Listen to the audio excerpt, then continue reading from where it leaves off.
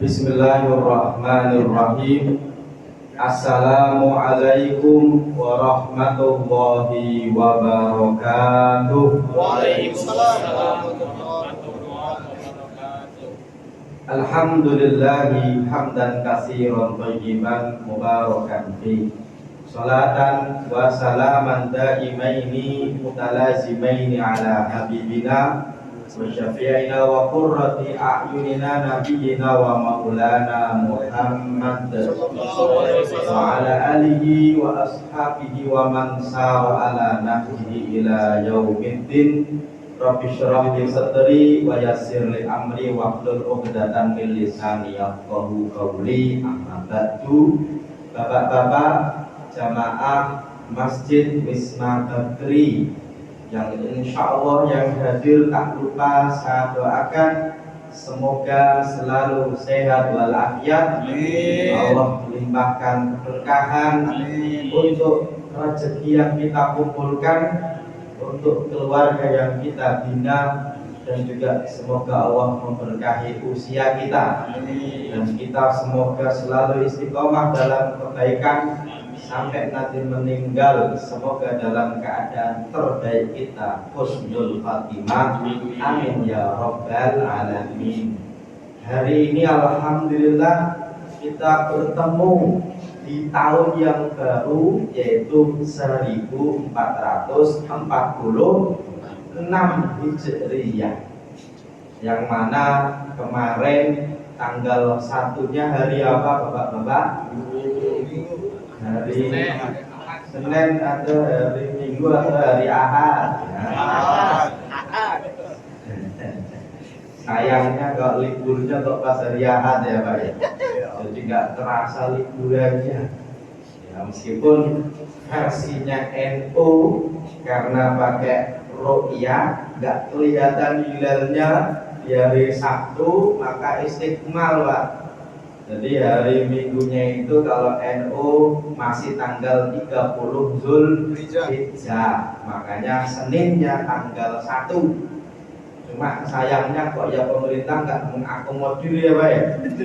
Harusnya kan diakomodir kan gitu kan. Kalau bisa sih Senin juga apa Pak? Libur. Cuma sayangnya ini pemerintah juga bingung. Bingungnya gini, ya rukyat baru kemarin kan harus rapat dulu. Hari Minggu kalau suruh rapat kan nggak bisa ya. Kalau bisa besok-besok, tetapinya agak lama ya Pak ya. Cuma itu bingung. Yang kan dilihat kan hilalnya ya. Hilal kan cuma hari Sabtu yang dilihat ya. Tetapi Pak, perbedaan itu kalau bukan Ramadan, bukan Syawal, bukan Dzulhijjah, biasanya nggak begitu ramai. Karena toh juga pemerintah nggak mengadakan sidang isbat Pak.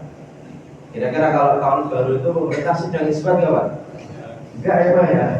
Enggak ada dananya ya. Makanya perbedaan tahun baru yang ada hari ini tak begitu signifikan. Paling-paling yang nanya itu orang-orang yang akan puasa tanggal 10.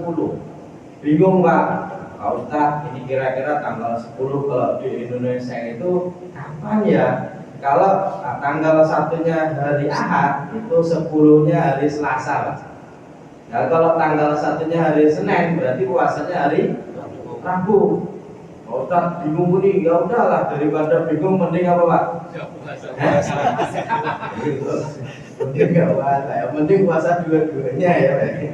Tapi memang banyak Pak, daripada bingung mending apa? Puasa lah, daripada bingung ya. Niatnya Asyura malah ternyata 9 kan keliru puasa Pak Ustadz. Kalau keliru nanti takutnya nggak ada pahala ya Pak. Penting apa? Nggak puasa sejelas gitu ya. Tetapi memang Pak, Asyura itu ya menjadi hari yang istimewa. Makanya judul kita kali ini yaitu Asyura. Asyura ini berangkat dari bahasa Arab, dari kata asyaratun yang artinya apa Pak? 10. Maka hari Asyura adalah hari yang ke-10, tanggal 10 bulan Muharram. Nama harinya hari Asyura. Ini saking pentingnya hari Asyura Pak, sampai ya menjadi salah satu nama bulan hijau.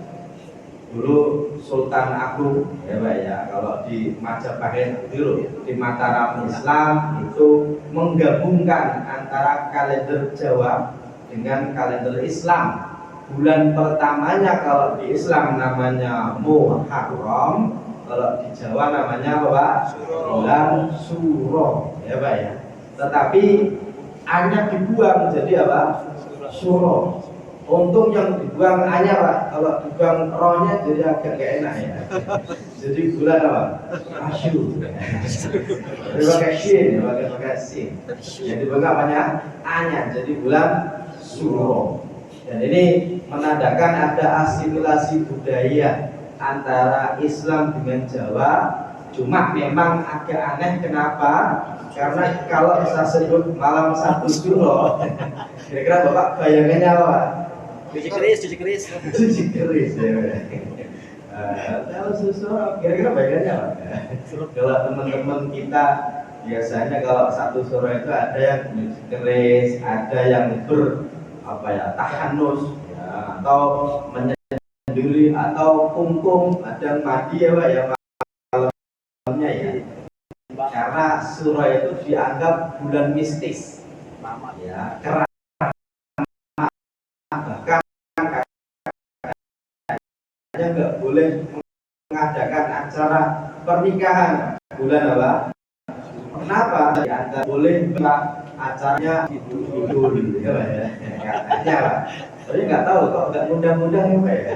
Nggak tahu Pak diundang atau enggak ya. Ini walinya. Gitu.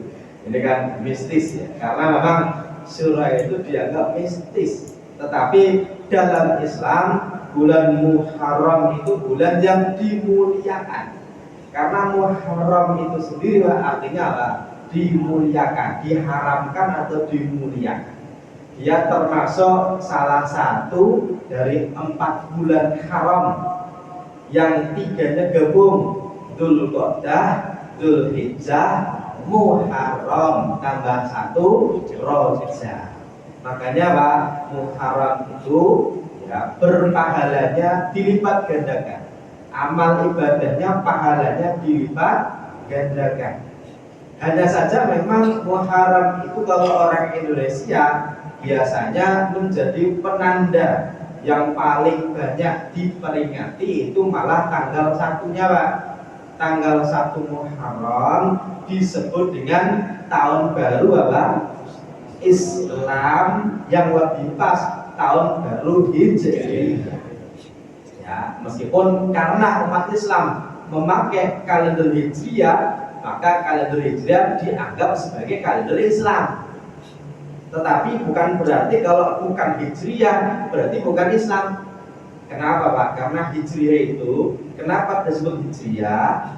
Karena tahun 1-nya dimulai dari hijrahnya Nabi dari Mekah ke Madinah.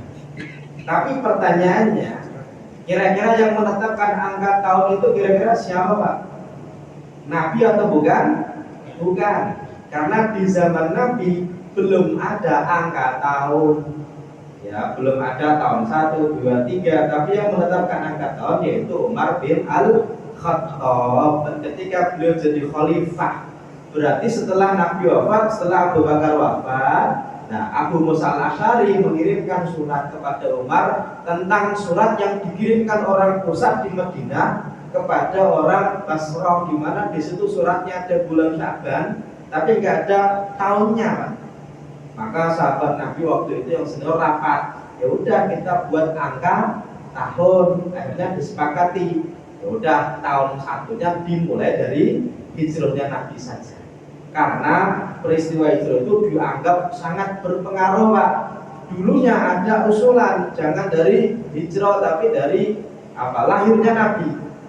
Tapi usulan itu ditolak gara-gara kalau dari lahir nanti sama dengan Masehi, karena Masehi itu sama dengan miladi, dan milad itu kan lahirnya siapa?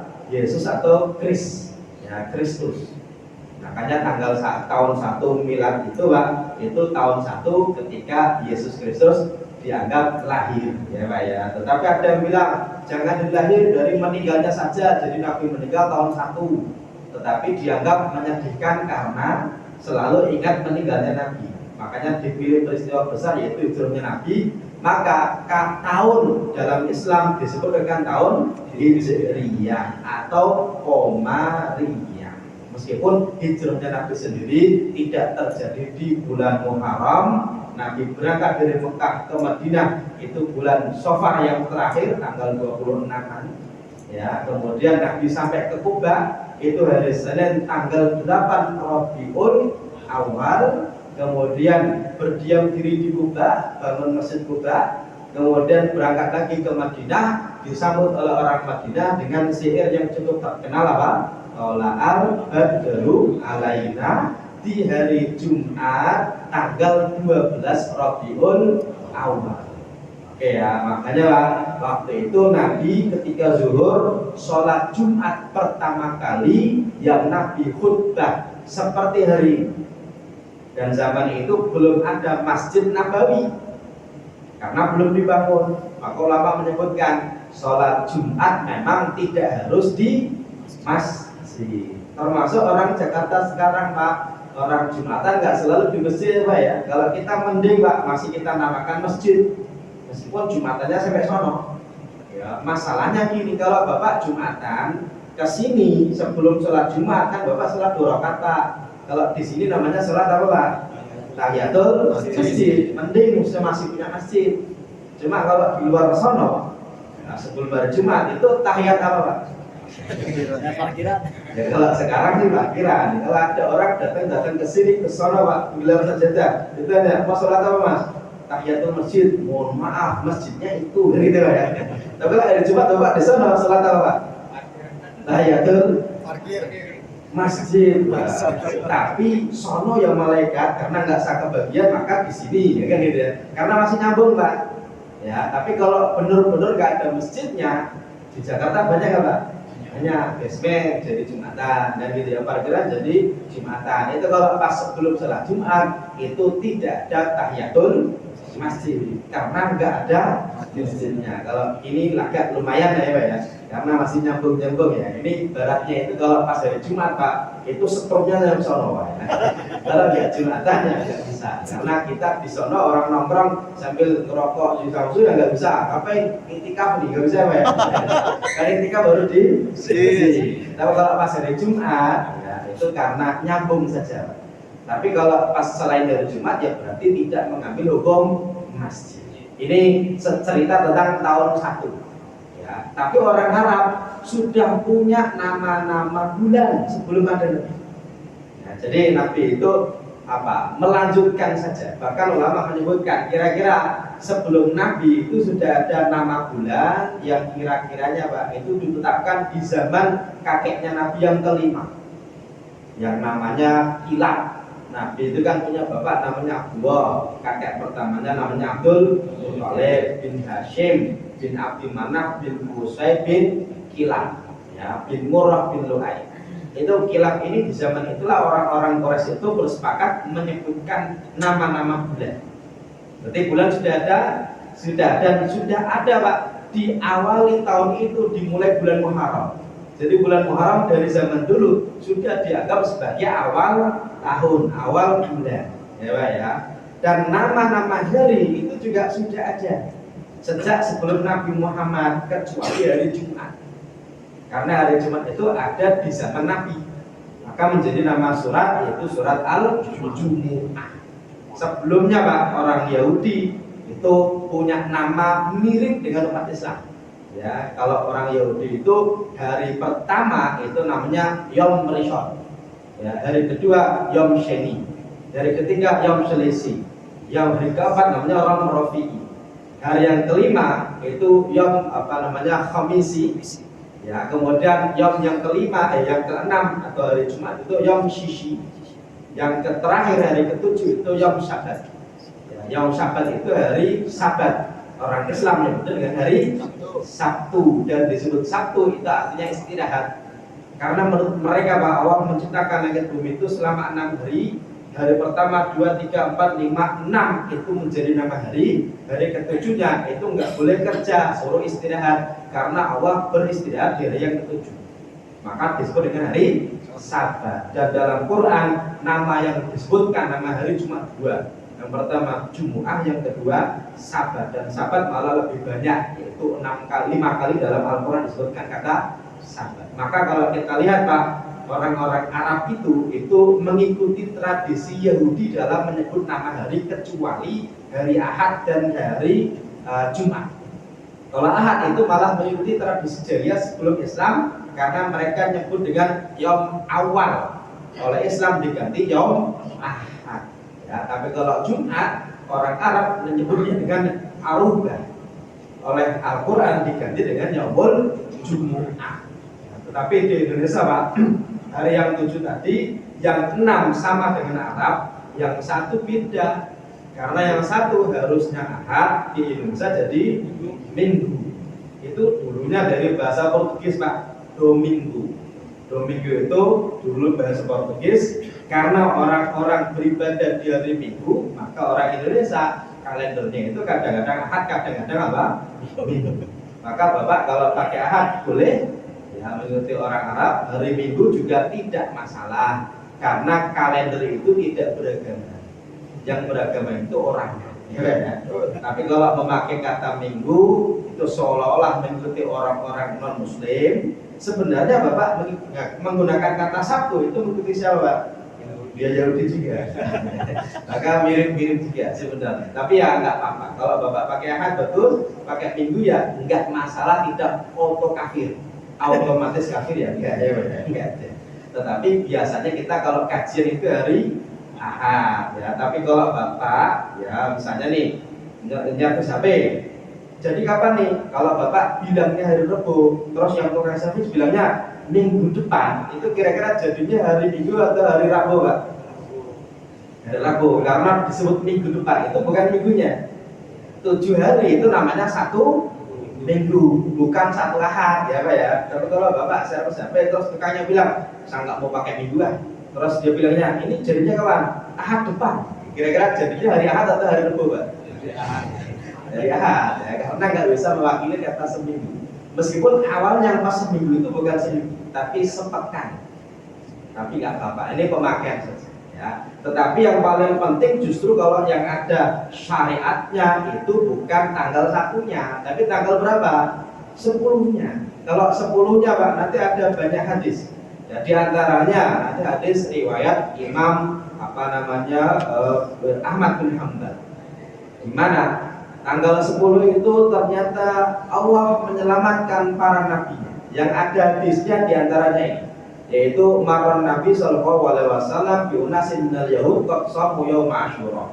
Nabi melewati orang-orang Yahudi yang mereka berpuasa di hari Asyura. Faqala ma hadza minas shaum. Ini puasa apa? Qalu hadzal yaum alladzi najjawahu Musa wa Bani Israil minal gharq. Allah menyelamatkan Musa dan Bani Israel dari kejaran Fir'aun di hari ini. Bahwa rokafihi Fir'aun, dan Allah menenggelamkan Fir'aun dan pasukannya. Wahada yaumun istawat fi safina al-judi, dan di hari ini ya kapalnya Nabi Nuh itu bersandar di bukit namanya Al-Judi. Fasamanuhu wa Musa syukranillah. Maka Nabi Nuh dan Nabi Musa itu berpuasa karena syukur kepada Allah. Maka Nabi menyatakan, ana ahabbu bi Musa wa ahabbu bi shaumi hadzal yaum. Kalau begitu saya lebih berhak terhadap Musa, dan saya berpuasa di hari yang ke-10, yaitu hari Asyura. Makanya Pak, Allah menyelamatkan Nabi Nuh, Allah menyelamatkan Nabi Musa, itu ada hadisnya. Meskipun nanti ulama menambahkan, Allah juga mempertemukan Adam dan Hawa. Termasuk Allah menyelamatkan Ibrahim dari bakaran dari Raja Namrud. Itu katanya juga di hari Asyura. Ya, termasuk Nabi Yunus selamat dari makan paus ya. Kemudian Nabi Ayub sehat dari penyakitnya. Itu juga ya di hari yang ke-10 bulan Muharram. Maka dalam rangka syukur para nabi tadi berpuasa. Orang Yahudi juga berpuasa, Nabi juga berpuasa. Ya, artinya Pak, ini sebagai bentuk syukur kepada Allah, para nabi berpuasa. Makanya Nabi akhirnya memerintahkan para sahabat Nabi untuk berpuasa tanggal 10. Ya, yang fadilahnya itu disebutkan, yaitu menggugurkan dosa setahun sebelumnya. Hanya saja Pak, yang menarik adalah Nabi itu sering-seringnya bersyukur itu dengan cara berpuasa. Nabi lahir hari Senin, syukur kepada Allah, maka Nabi berpuasa di hari Senin. Para Nabi diselamatkan Allah di hari Asyura, maka mereka berpuasa. Maka puasa Asyura awalnya Pak, puasa dalam rangka syukuran. Cuma memang agak beda dengan umatnya. Kenapa? Kalau umatnya itu kalau saya sebut tasyakuran itu kira-kira puasa atau makan Pak? Bukan ya, makanya agak beda ya Pak.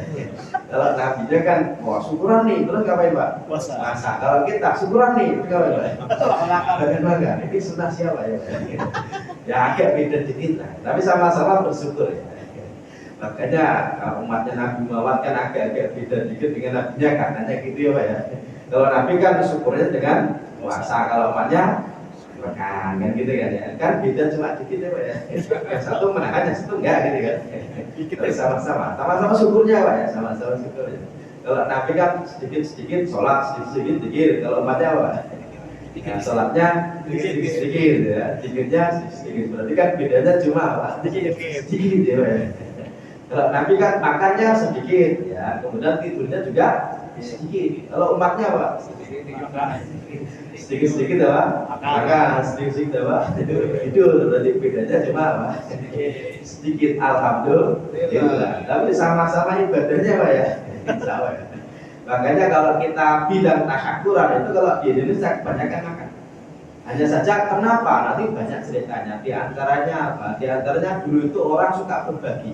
Dan nanti kalau kita bahas dari sisi antropologinya Pak, itu menjadi kebiasaan dari negara-negara yang yaitu agraris ya, dari yang apa ya, yang bercocok tanam itu kalau lagi panen itu suka berbagi ya. Makanya kita kalau dirunut ke atas itu miripnya itu dengan anaknya Nabi Adam yang suka berbagi ketika punya sesuatu ya, Qabil dan Habil. Kalau Qabil kan bersyukurnya dengan hasil panen ya. Kalau Habil bersyukurnya dengan ini ternaknya, itu juga berbagi juga ya. Itu sebagai bentuk apa? Syukur ya, karena dulu ternyata orang Yahudi juga sudah berpuasa. Hanya saja kalau kita bicara mengenai fadilahnya, Nabi menyebutkan yaitu su'ila an shaumi yaumi Asyura faqala yukaffiru sanatal madiyah, yaitu puasa hari Asyura bisa menggugurkan dosa setahun yang lalu. Ini penting Pak. Ya meskipun nanti kalau kita bicara puasa, itu ada juga yang puasa itu pahalanya lebih dari Asyura, yaitu puasa Arafah. Kalau Arafah itu Pak menggugurkan setahun yang lalu dan setahun yang akan datang. Yang agak-agak enak ya, enaknya gini, wah seolah-olah sudah di cover Pak. Kalau pendosa kan sudah puasa gitu ya. Berarti Bapak dosa saja kan, kemarin udah puasa Arafah gitu kan. Masalahnya gini, kira-kira Bapak puasanya diterima nggak Pak? Takutnya nanti udah dosa nggak diterima ya Pak ya. Masalahnya kan nggak ketahuan, kalau sudah centang 2 kan diterima tapi belum dibaca lah. Kalau sudah biru kan sudah dibaca. Masalahnya puasa kan nggak ada centang 1 atau 2 Pak ya.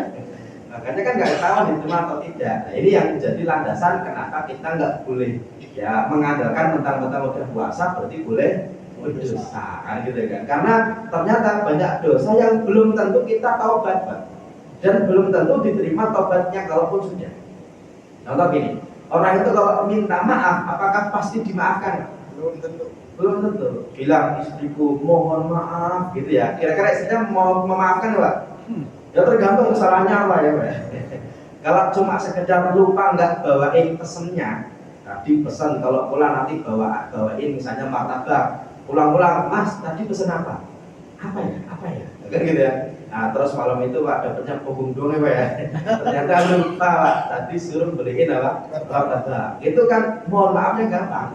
Kalau maaf ya apa? Ternyata punya istri yang lain, itu kan repot Pak ya. Nah, orang yang minta maaf saja belum tentu dimaafkan. Orang itu bersifat astagfirullah itu pasti dimaafkan oleh Allah.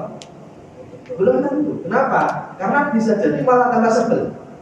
Ada orang ya Pak ya, itu bawa sendal kita, nggak ngomong, terus kita tanya tadi bawa sendal siapa? Nggak tahu, ya Pak, itu sendal saya. Oh, saya nggak tahu. Maaf ya, gitu Pak. Itu kira-kira Pak, kita sebel atau memaafkan? Teman kita bilang, maaf ya tapi 10 kali Pak, tapi cepet. Sebel ya. Contohnya Pak, astagfirullah gitu ya. Itu kira-kira awalnya malah, oh bagus gitu ya. Ada enggak? Karena kadang-kadang istighfar kita itu butuh untuk diistighfari. Orang itu minta maaf kadang-kadang enggak dengan cara yang menjadikan orang dimaafkan. Iya, astagfirullah. Kan gitu ya. Itu kan kayak orang maaf kan gitu ya. Kadang-kadang zikir kita kan gitu. Makanya ada perempuan namanya Rabi'ah Adawiyah itu sebagai seorang ahli sufi itu bilangnya gitu Pak, istighfaruka yahtaju ila istighfar. Ya istighfarmu kepada Allah itu ya kadang-kadang butuh untuk apa? Diistighfari. Kenapa? Ya karena belum tentu Pak. Kita itu ngomong dengan teman kita, maaf ya, tapi sambil megang HP sambil ngeliat HP itu. Maaf ya kan gitu Pak ya. Kira-kira Pak, teman kita sebel atau seneng Pak? Orang diajak ngobrol itu kalau dia malah ngeliatin HP-nya sendiri Pak, ya dia jawab sih tapi ngeliatin HP-nya. Itu kalau kita kira-kira merasa dianggap Pak, orang itu sholat Pak, ya tapi pikirannya kemana-mana ya Pak ya, bisa jadi malah berdosa, bisa jadi. Makanya kita kadang-kadang punya dosa kepada Allah, kita sudah merasa minta maaf tapi belum tentu dimaafkan, walaupun apa itu ghafurun rahimun, ya afwan ghafurun rahimun. Ya salah satunya dengan itu. Kita itu Pak berdosa, dilarang untuk melihat yang tidak boleh dilihat, tidak boleh menyentuh yang tidak boleh disentuh.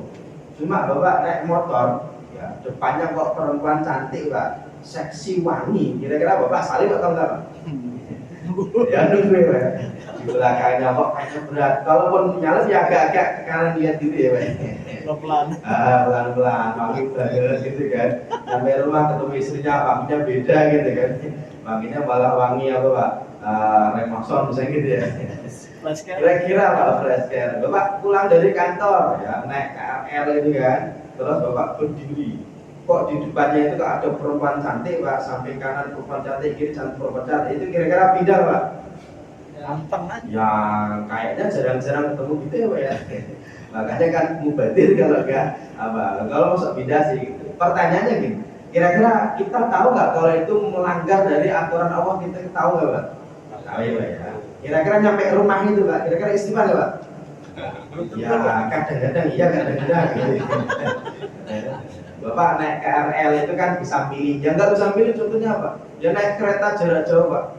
Ya Bapak naik kereta jarak jauh kok kanannya atau sampingnya kok perempuan cantik Pak. Kira-kira Bapak alhamdulillah atau istighfar Pak? Alhamdulillah.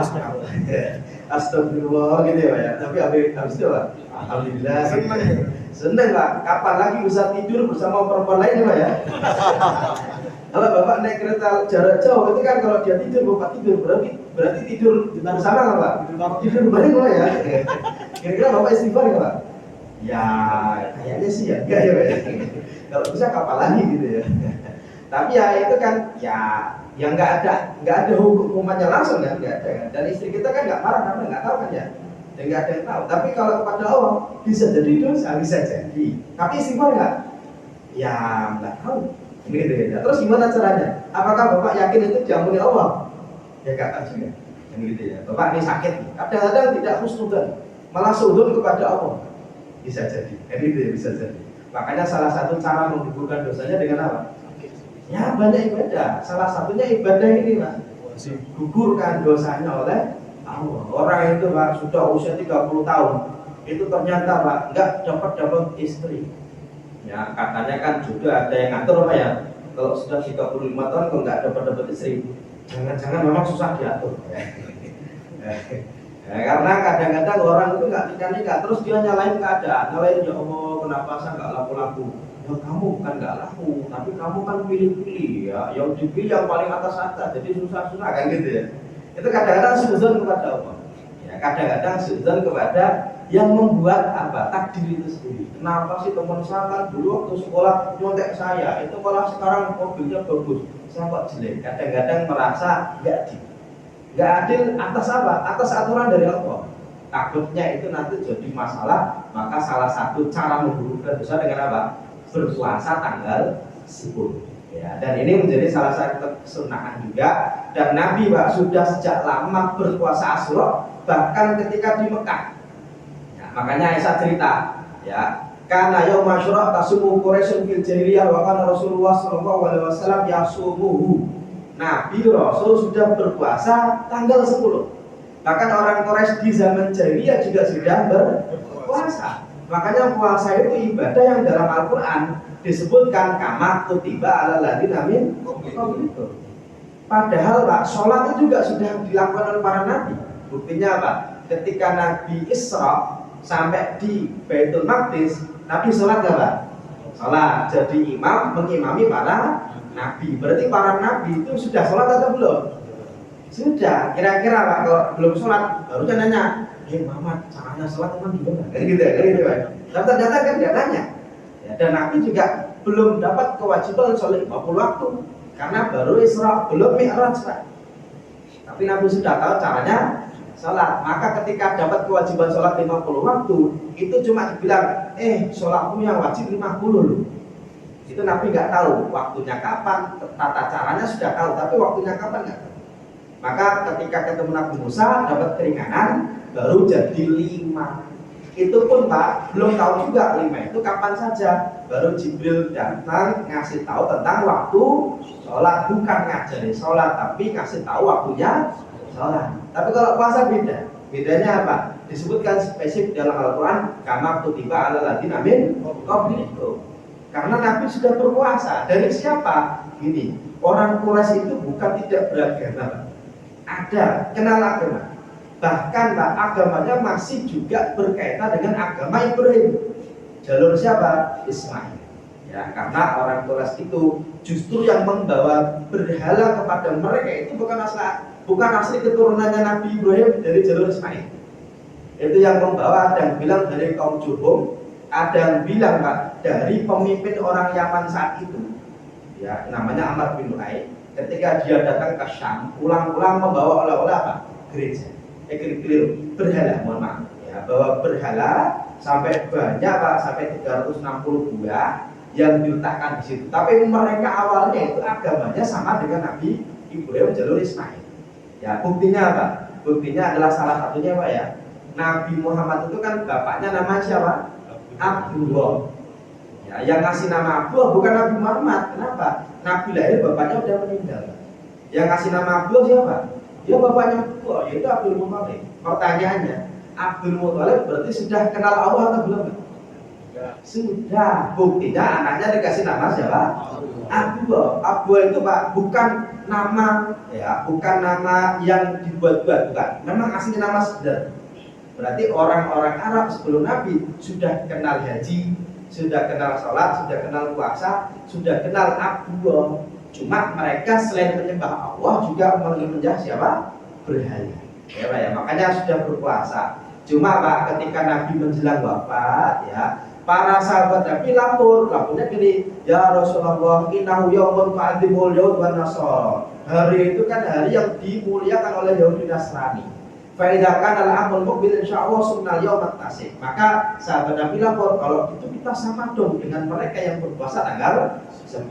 Maka Nabi bilang gini, kalau tahun depan kok saya masih hidup, insya Allah saya berpuasa tanggal 9-nya juga.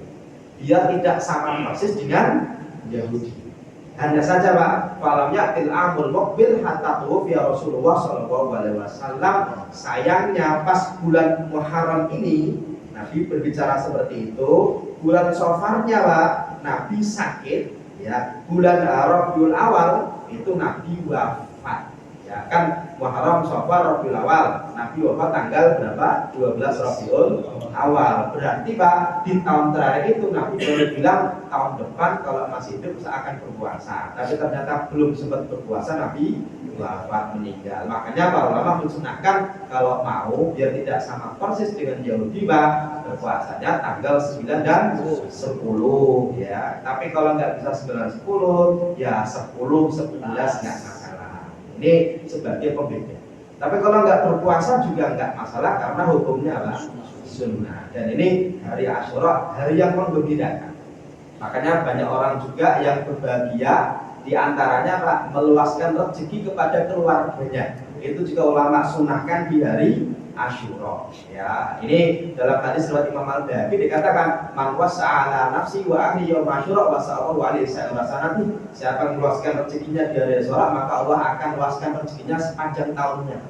Maka Bapak kalau biasanya ngasih uang istri kok cuma 5 juta, kasihlah 10 juta ya atau 25 juta gitu kan. Ini jangan sampai nggak habis loh ya, pokoknya harus habis kan gitu ya.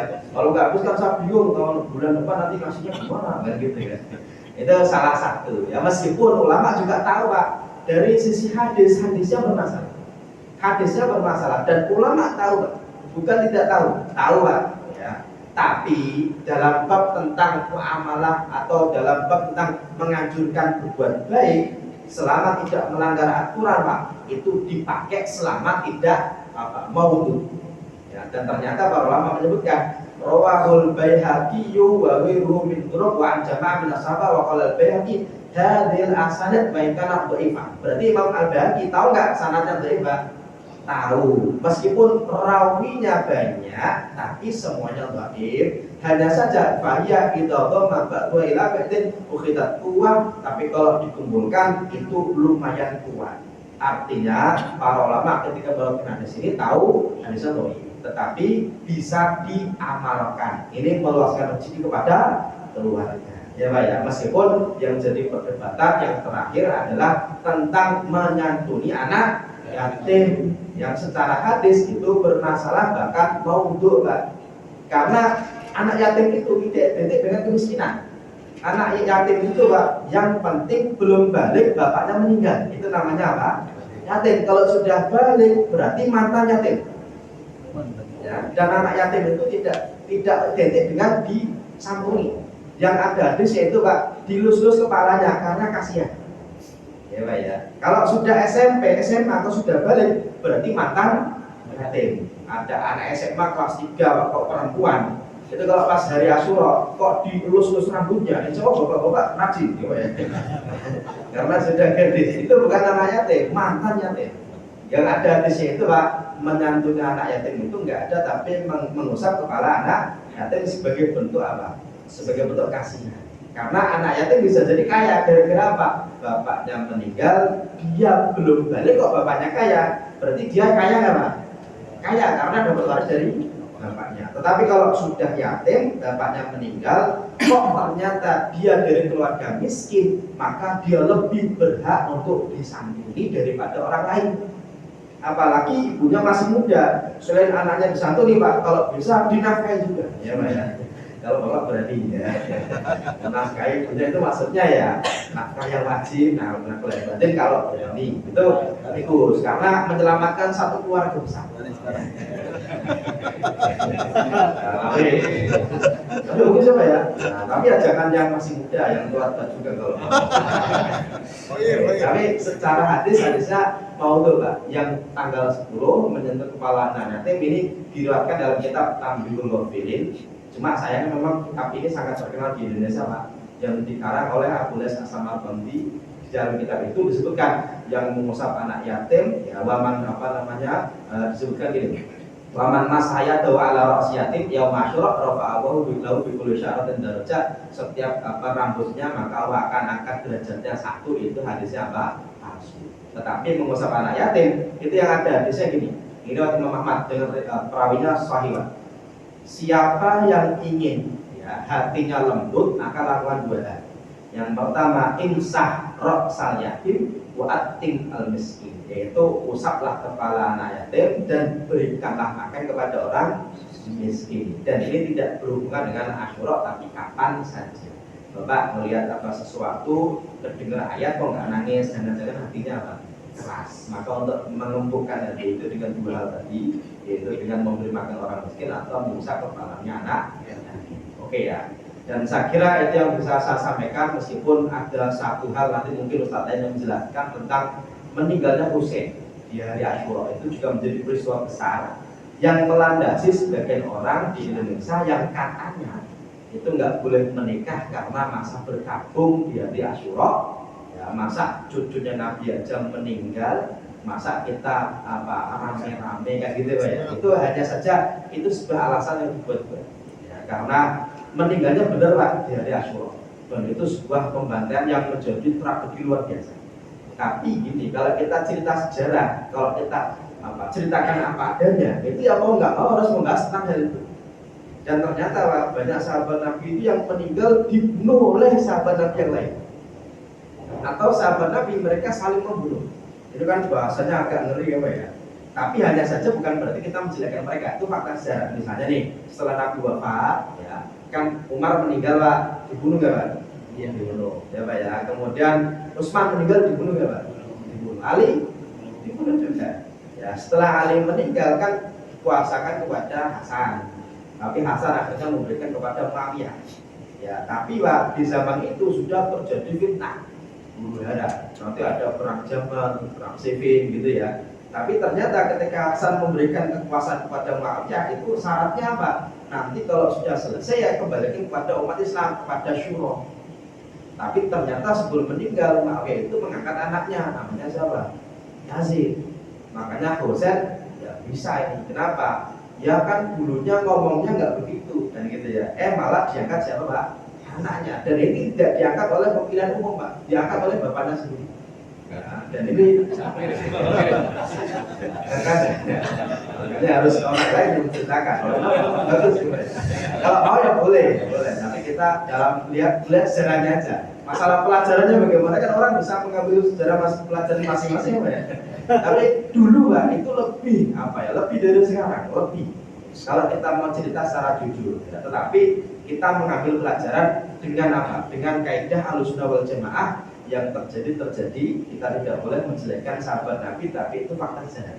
Biar tidak terulang.